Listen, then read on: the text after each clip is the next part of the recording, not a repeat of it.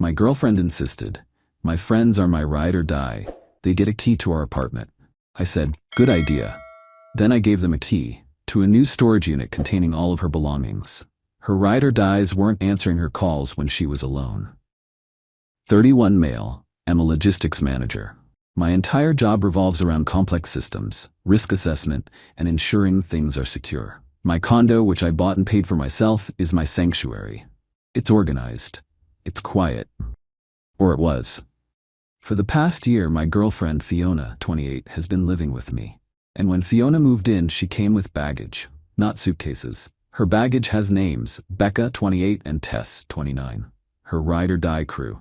In the past year, I've come home to find Becca and Tess using my $2,000 espresso machine, despite me telling them and Fiona that it's finicky and I'm the only one who uses it. My high-end noise-canceling headphones, my one true luxury, sticky with what I pray was soda. Them on my sofa, watching my Netflix, eating my food while I'm on a work call in the next room. They don't lower their voices. Every time, I'd bring it up with Fiona. Babe, I got home and Becca was using my espresso machine again.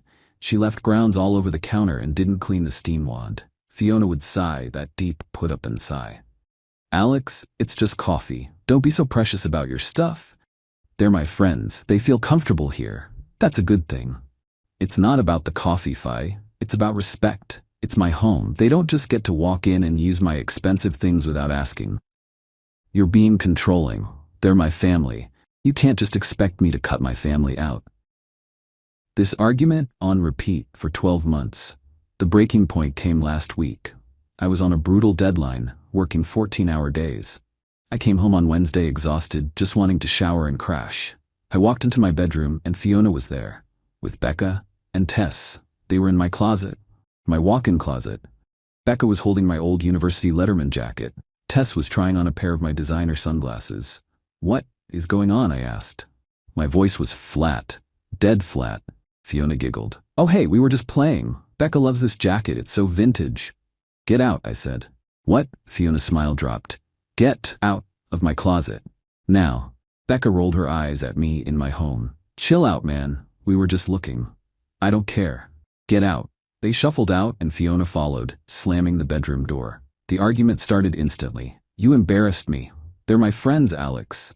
What is your damage? My damage, Fiona, is that my home has become a frat house for two people who don't pay rent, don't respect my property, and barge into my private spaces. This is my bedroom, my closet. It's our home. And you're making them feel unwelcome.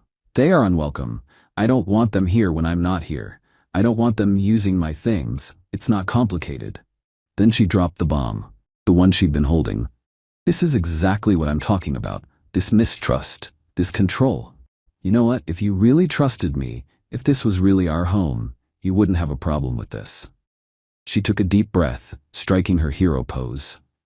My friends are my ride or die. They are my family. They get a key to our apartment. I just stared at her. A key. She wanted to give Becca and Tess, the two most entitled and disrespectful people I've ever met, a key to my condo, so they could come and go as they pleased. Use my stuff. Be in my space. Absolutely not, I said. Then we have a problem, she yelled. Because I can't be with someone who doesn't accept my family. Either they're welcome, really welcome, or I'm not. This was it, the ultimatum. And as I looked at her, standing there, demanding I surrender the last piece of my sanity, I just felt tired. The love was gone. It had been chipped away, espresso ground by espresso ground. I felt a switch flip. My logistics brain, the part that solves complex problems, took over.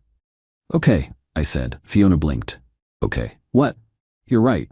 I kept my voice calm, reasonable. It's a good idea. It's about trust. If they're your family, you're right. They should have access. Her face lit up, smug, victorious. Really? You mean it? Yes, good idea. I'm sorry I've been so precious. You're right. Family first. She practically squealed. Oh my God, Alex, yes, thank you. See, that's all I wanted. She hugged me. I didn't hug back. In fact, I said, pulling away, I've got that work trip all next week. 3 days.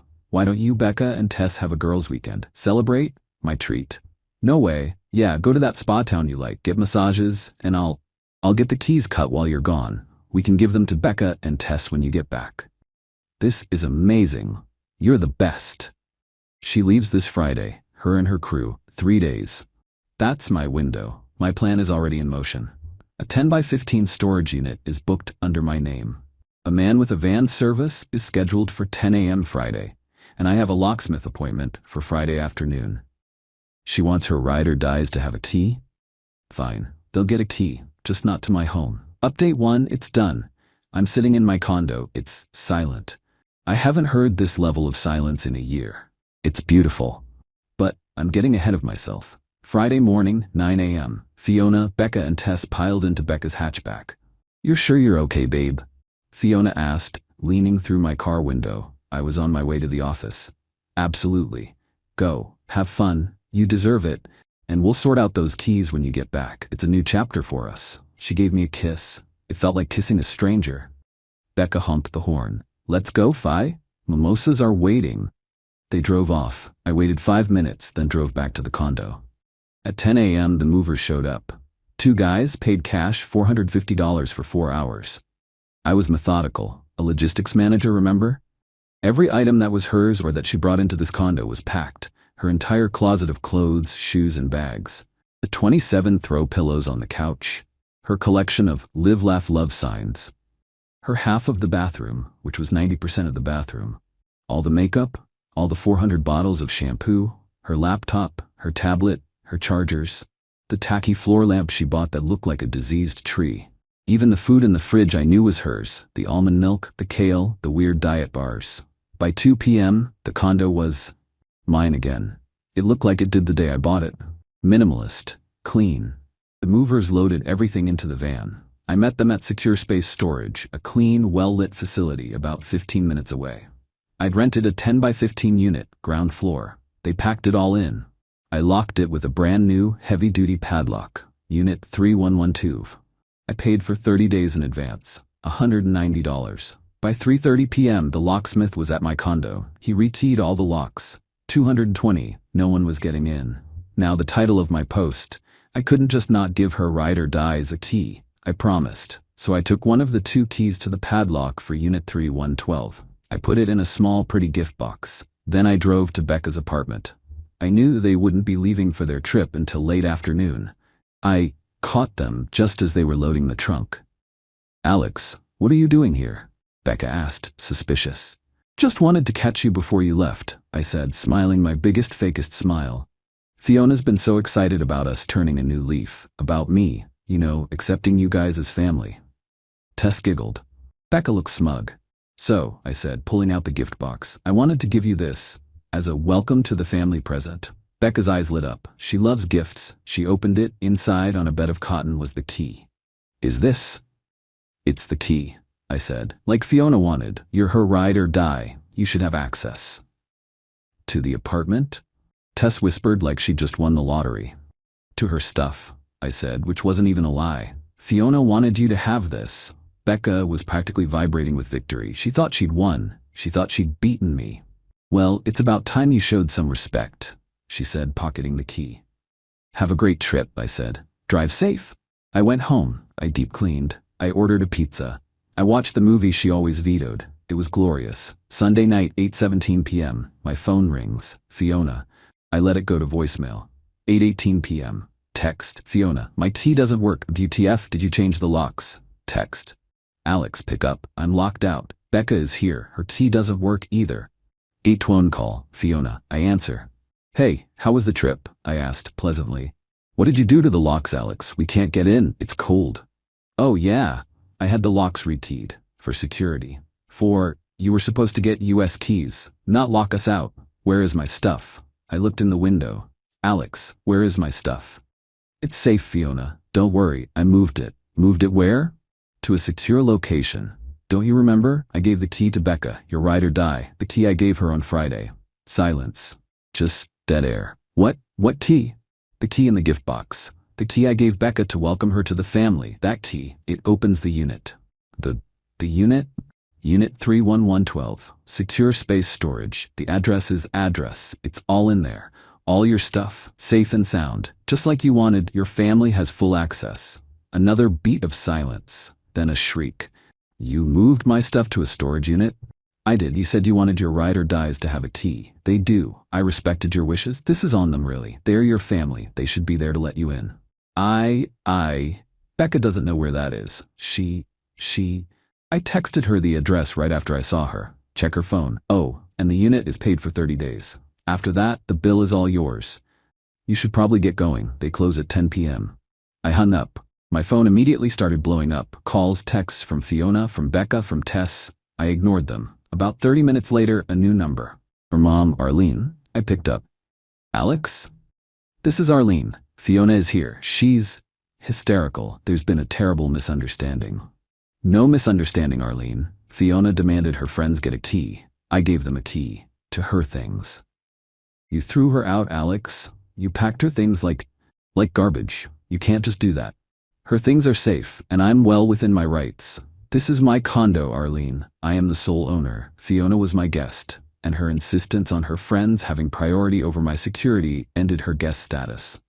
But she has nowhere to go.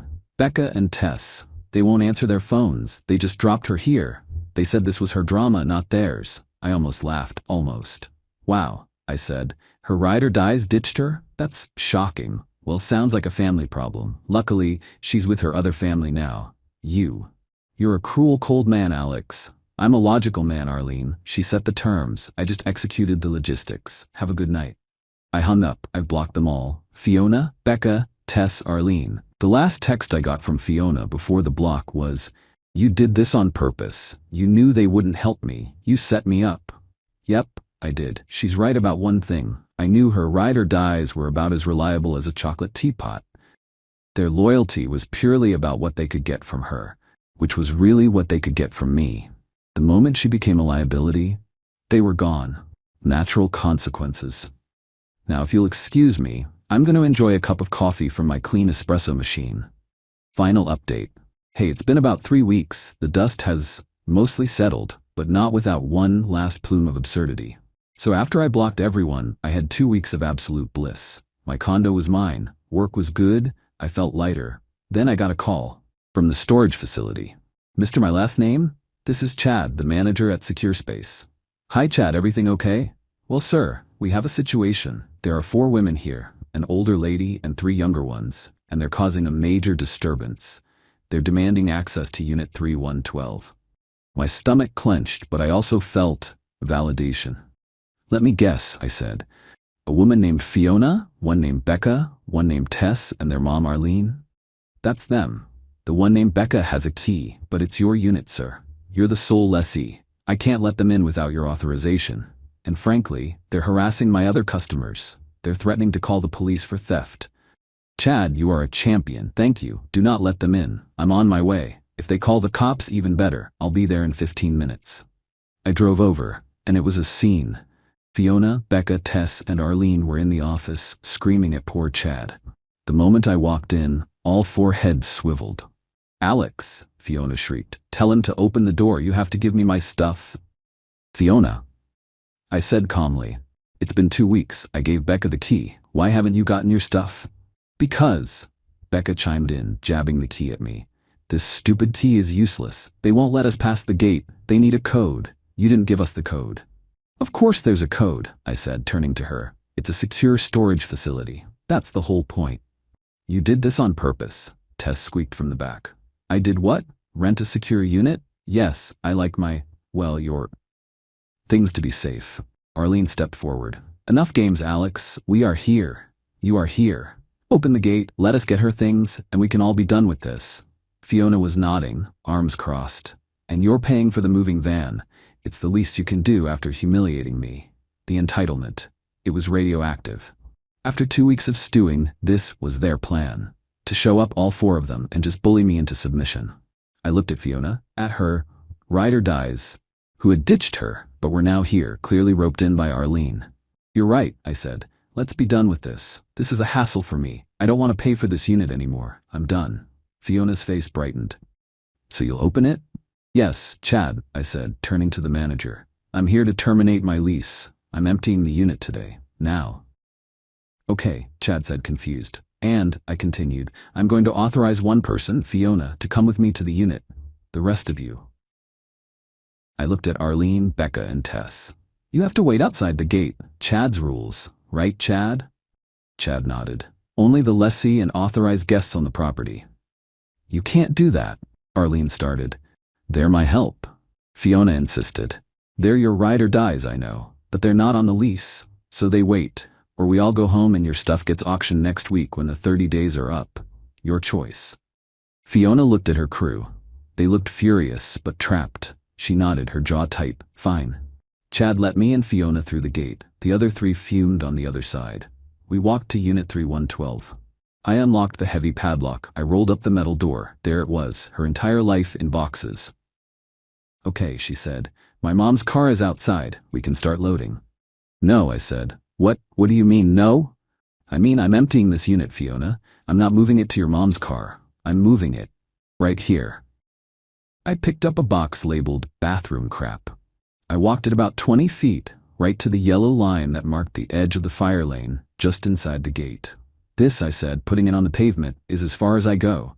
I am moving all your boxes from that unit to this spot. It's inside the gate, so I'm not dumping. It's my leased property, and I'm just reorganizing. You're making me move it from there to the car by myself? I'm not making you do anything, I said, but your family is right outside that gate. Becca, Tess, your mom. They look really ready to help. All you have to do is get the boxes from this pile to them. It's like a supply chain. I went back. I grabbed the stupid diseased tree lamp. I carried it to the pile. You're a monster, she whispered, tears welling up. I'm a logistics manager, I said. I'm just moving inventory from a long-term holding area to a short-term distribution point. For the next 45 minutes, I did exactly that. I grabbed a box, walked it 20 feet, and put it on the pile. I didn't run. I didn't sweat. I just methodically moved. Fiona, meanwhile, was having a complete breakdown. She was trying to carry boxes one by one to the gate, where Arlene, Becca, and Tess were screaming at her. Hurry up, Fiona, Becca was yelling. My car is in a no parking zone. Don't scratch my bumper, Arlene was shouting as Fiona tried to shove a box into the hatchback. Tess was my favorite. About 15 minutes into this, Tess's phone rang. Oh my God, she said, loud enough for everyone to hear. It's my landlord, my cat. He's sick. I have to go. I'm so sorry, Fi. Call me. She didn't even have a cat. She got in her car and peeled out. One ride or die down. Fiona was now trying to drag her laptop bag and a heavy box of books. She dropped the box. Paperback books went everywhere. Becca, help me. Fiona sobbed. I'm not coming in there, Becca yelled. He'll have me arrested for trespassing. You bring it here. I can't. It's too heavy. This is ridiculous. Becca threw her hands up. I'm done. I'm not sitting here all day. You and your mom can handle this. You're the one who got us into this mess. But you're my ride or die, Fiona wailed. Yeah, well, I'm riding home. This is too much drama for me. Becca got in her car and left, so now it was just Fiona and Arlene outside the gate. I put the last box on the pile. It was a big pile. Maybe 50 boxes plus bags and the lamp. Well, I said, dusting off my hands. That's everything. Unit 3112 is now empty. I walked over to Fiona, who was just standing by the pile crying silently. Here, I said. I handed her the padlock and the key Becca had given back to her. My gift. It's a good padlock. I walked back to Chad, signed the termination paperwork.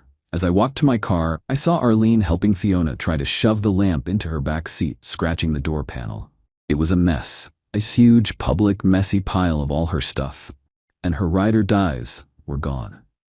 I got in my car. I did feel a little bad, for about a second, but then I remembered coming home to them in my closet. I remembered the disrespect, the demands, the ultimatum. She didn't just lose her stuff, she lost her family. All in one day. I heard later from a mutual acquaintance that the fight between Fiona and Becca was legendary. Apparently, Fiona and Arlene had to leave half the stuff on the curb at the storage unit because it wouldn't fit. The storage facility billed me a $250 cleanup fee for abandoned items. It was the best $250 I ever spent. I paid it, then mailed a copy of the paid invoice to Arlene's house, with one line written on it. My last contribution to Fiona's family. I haven't heard a word since. My condo is quiet and it's all mine.